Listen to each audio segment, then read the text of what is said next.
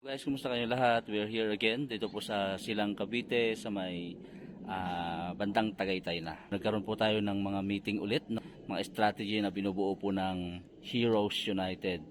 And guys, huwag natin kalilimutan na lagi po natin gamitin yung products po ni Live Good sapagkat napakaganda po ito, no? So in here, we have the product training and health and wellness forum with Coach James Soriano and Coach Sheila.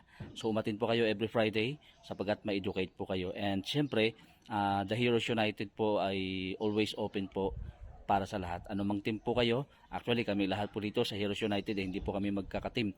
Kami po ay we are all cross lines but we are helping each other. Nag-team up po kami, nag-teamwork po kami para po hindi lang pansarili, hindi lang po para sa isang tao, sa ilan, kundi para makatulong po sa buong Live Good community. Ayan. So, yun, be the product of your products.